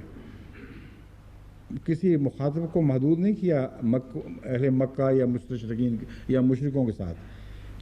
قل یا ایھا الناس، کہہ دے اے بنی نوع انسان، دنیا کے پردے میں جہاں بھی رہتے ہو، مکہ ہو یا مدینہ ہو، عرب ہو یا عجم ہو، انی رسول اللہ علیکم جمیعا، میں تم سب کی طرف جمیعاً تمام تر کی طرف رسول بنا کے بھیجا گیا ہوں. اس آیت کے ہوتے ہوئے اس کا مکے میں نازل ہونا یا ایھا الناس کی وجہ سے اسے اور بھی زیادہ روشن کر دیتا ہے، اور بھی زیادہ اس کے مضمون کو خوبصورتی سے دکھاتا ہے کہ حضور صلی اللہ علیہ وسلم کے پیش نظر خدا کے ارشاد کے مطابق کبھی بھی اہل مکہ نہیں تھے، بلکہ بنی نوع انسان تھے، اور یہی عمومی تعلیم تھی. جب خاص مخاطب ہوئے ہیں بعد میں تو ان کو پیش نظر رکھ کر بھی پھر تعلیمات دی گئی ہیں، اور جب شریعت کی تفاصیل بیان ہوئی ہیں تو پھر اہل تقویٰ اور مومنین کو خصوصیت سے مخاطب کیا گیا ہے. وہ جو دور ہے وہ اعلیٰ اصولوں کی تعلیم کا دور تھا، اور ایسا دور تھا جس میں پیشگوئیاں تھیں آئندہ زمانوں کی، اور بنی نوع انسان کو مطمئن کرنے کے لیے ایسی قطعی پیشگوئیاں آئندہ زمانوں کی تھیں جسے پتہ چلتا تھا کہ یہ جو بولنے والا ہے یہ اپنے منہ سے کلام نہیں کر رہا، یہ عالم الغیب خدا کا نمائندہ بن کر کلام کر رہا ہے. یہ تھی وجہ. اب اس کی جو نکلی ہے تاریخ نکلی ہے وہ معلوم ہوتا ہے کہ بہت ارلی، بہت پہلے کی ہے.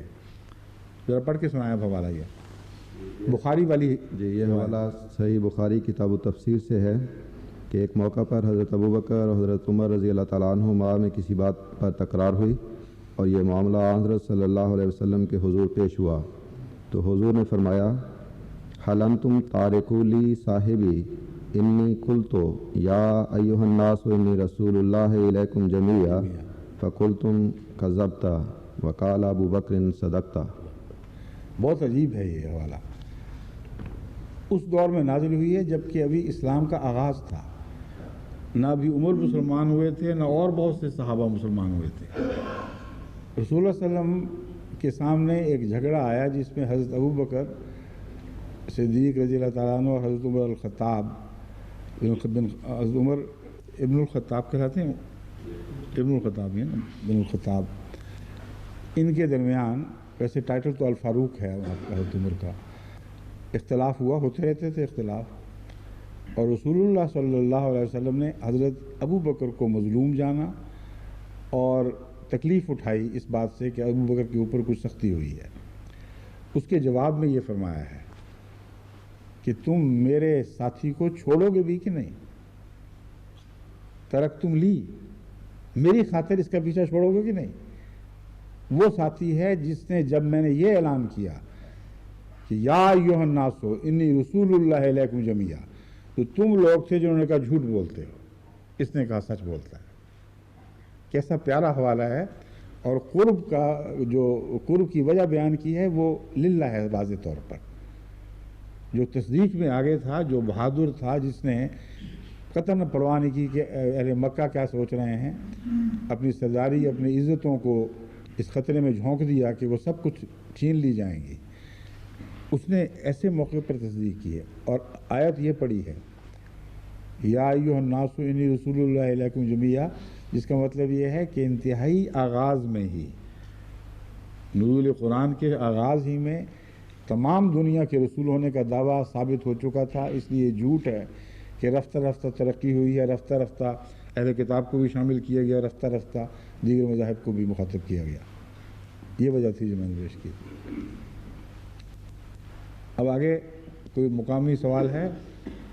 مقامی یا غیر مقامی مراد ہے؟ کوئی اور سوال فرمائیے. ڈاکٹر صاحب اٹھے ہیں. حضور گزشتہ آپ کا دنوں نام کیا ہے؟ ڈاکٹر طارق حضور. ہاں، تعارف کرائیں.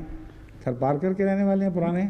जी हुजूर, कुंडी से ताल्लुक़ है। कुंडी के ताल्लुक़ है। जी और यहाँ लंदन में ब्याहे गए हैं माशाअल्लाह। जी हुजूर। और आर्जी तौर पर वक्फ करके तंजानिया वहाँ भी जा चुके हैं, तंजानिया में भी। जी। ठीक है, अब बताइए सवाल क्या है। हुजूर, गुज़श्ता दिनों एड्स का जिक्र चला था दर्स में, तो इसके मुतालिक मेरा ये सवाल है कि हुजूर ने फरमाया था कि हज़रत मसीह मौऊद अलैहिस्सलाम ने फरमाया कि एक किस्म की ताउन फैलेगी। ठीक है। और ताउन से और एड्स को जब कंपेयर किया जाए तो एड्स का बराह रास्त ताल्लुक़ इंसान की अखलाकी बदकिरदारी के साथ है, उस तौर से ताउन का ताल्लुक़ इस तौर से नहीं था इंसान की अखलाकी हालत के साथ। ठीक है। तो जब हम क्या हम ये दावा कर सकते हैं कि जिस तरह अगर ये हज़रत मसीह मौऊद अलैहिस्सलाम के निशान के तौर पर एड्स ज़ाहिर हुई है, तो क्या हज़रत मसीह मौऊद अलैहिस्सलाम के साथ जो वादा था इन्नी व हाफ़िज़ु कुल्ल मन फ़िद्दार का, तो क्या इस ज़माना में भी एड्स के मुतालिक भी वो वादा पूरा होगा? समझता हूँ। ये जो सवाल है, आपके अलावा किसी लिखने वाले ने बाहर से ख़त में भी लिखा हुआ है, और अच्छा कि आपने याद दिला दिया, इसका जवाब ज़रूरी था। आपका सवाल पहले एक और नहज में चल रहा था, एक और रुख पर चल रहा था, फिर इसने रास्ता बदल लिया है। दो सवाल उठने चाहिए थे। एक सवाल ये है कि वो जो ये ताउन, जिसको अगर हम एक किस्म का ताउन कहते हैं, इसका तो बेहयाई से ताल्लुक़ है। हज़रत मसीह मौऊद अलैहिस्सलाम की सदाकत में, उसकी तायीद में जो ताउन ज़ाहिर हुआ था, उसका बेहयाई से कोई ताल्लुक़ नहीं था, उसका इनकार से ताल्लुक़ था।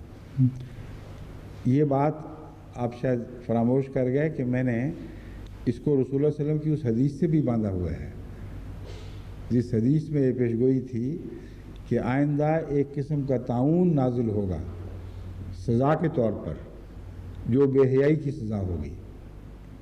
समझ गए जी। इसलिए बेहयाई वाला पहलू भी इसमें मौजूद है। देखना ये था कि ये इनकार वाला पहलू भी होगा कि नहीं। इनकार वाले पहलू की तायीद में मैंने हज़रत मसीह मौऊद अलैहिस्सलाम की पेशगोई बयान कर दी कि आप भी एक किस्म के ताउन को पेश कर रहे हैं जो आइंदा सज़ा के तौर पर आएगा, और इनकार वाला पहलू उसमें नुमायाँ है, उसमें बेहयाई वाला पहलू बयान नहीं फरमा रहा है। तो ऐसा ताउन जो बेहयाई से वाबस्ता हो, बेहयाई के तभी नतीजे के तौर पर पैदा हो, उसको अगर खुदा ताला मसीह मौऊद की तायीद में इस्तेमाल फरमाए तो इसमें कोई मुज़ाक़ा नहीं।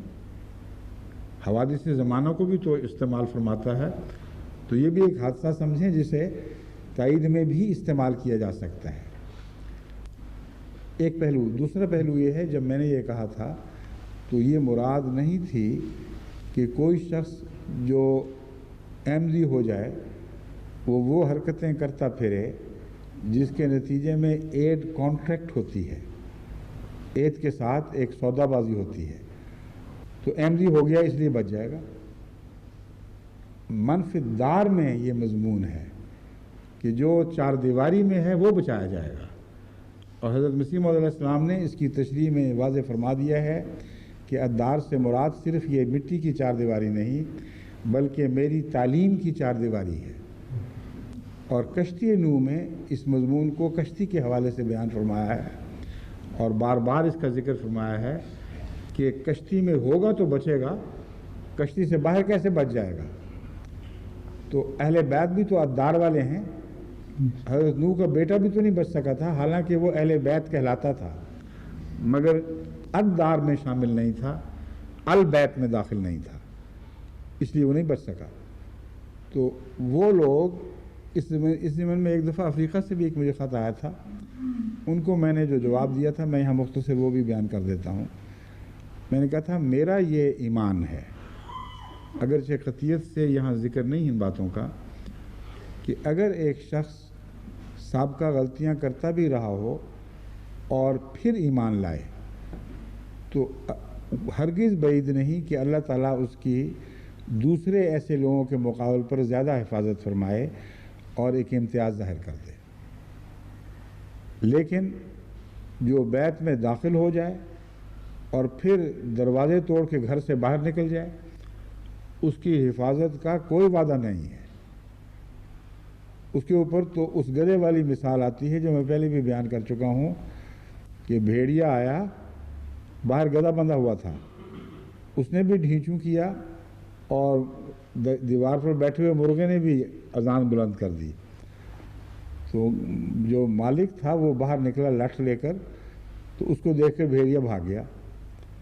تو گدھے نے سمجھا کہ میں محفوظ ہوں اور رسی توڑائی اس کے پیچھے, اور آخر جا کے کھیت میں اس کا شکار ہو گیا. تو وہ جو رسی توڑانے والے ہیں, جو گھر کی حفاظت سے باہر نکل جاتے ہیں, ان کے لیے کوئی وعدہ نہیں ہے. لیکن دوسروں کے لیے جو وعدہ ہے وہ میں جیسا کہ میں نے بیان کیا ہے, بعض دفعہ ایک رحم کا اور فضل کا نشان دکھایا جاتا ہے, اور یہ نشان ممکن ہے. میں ہرگز اسے بعید از قیاس نہیں سمجھتا کہ احمدیت کے حق میں حضرت مسیح موعود اسلام کی تائید میں دکھایا جائے کہ بہت سے لوگ جو پہلے غلطیاں کر بیٹھے تھے ان کے اندر موجود بھی تھی کیڑے, پھر بھی وہ بچ گئے. اور یہ بات جو میں دوائی دیتا ہوں اس نے بھی عجیب بات دکھائی ہے مجھے کہ اللہ تعالیٰ کے فضل سے احمدی تو تقریباً سارے ہی بچ گئے, شاذ ہی کوئی ہو جو نہ بچا ہو, کیونکہ ان کے استغفار کی طرف بھی ان کو توجہ دلائی جاتی ہے. ان کو خود بھی خیال ہوتا ہے, ان کے چونکہ نام ظاہر کرنے مناسب نہیں, مگر افریقہ کے رواج کی وجہ سے ایسے لوگ ہیں, مگر باقی سب پر یہ دوائی اس طرح کام نہیں کی, کیونکہ ان کو دار کی اضافی تحفظ حاصل نہیں تھا. تو ان معنوں میں بھی ہو سکتا ہے یہ اثر انداز ہو. مگر احمدی دنیا کے متعلق چونکہ ہمارا یہ ایمان ہے کہ اللہ کے فضل سے ان میں سے اکثریت تقویٰ کے زندگی بسر کرتے ہیں اور ادار میں داخل ہیں, اس پہلو سے ایسے سارے ملکوں میں جہاں واقعتاً جماعت ادار میں داخل ہوگی وہاں یہ امتیازی نشان تو خود بخود نظر آنا شروع ہو جائے گا. سمجھ گئے؟ ٹھیک ہے, جزاک اللہ. اب تو وقت تھوڑا رہ گیا, سوال آپ کا. اچھا چلیں, ہاں یعنی وہاں چلنے کی طاقت ہے تو چلیں وہاں. مشکل سے چل رہے ہیں بیچارے. ہاں السلام علیکم حضور. وعلیکم السلام. میرا نام مقبول احمد قریشی ہے. جی, میں کراچی سے آیا ہوں. جی جی, سوال یہ آیا ہے, تھا جی. سوال یہ ہے کہ 1964 میں اگر کسی بہر کا مہر 5000 ہے تو اگر آج اس کی ادائیگی کرنی ہے 31 سال کے بعد تو پھر کتنے پیسے ہوں گے؟ 5000. جزاکم اللہ. اگر قرض ہو تو اس پہ کیا ہوتا ہے؟ وہ بھی اتنا ہی رہتا. ٹھیک ہے, بس پھر یہ قرض ہے آپ کے اوپر. میں نے اپنی بیٹی کو لیکن اگر بیوی نے مطالبہ کر دیا ہو جی جی اور آپ نے نہ دیا پھر مارے گئے. بہرحال اب آپ کا میں کوٹ کروں گا. جزاکم اللہ. السلام علیکم. اعوذ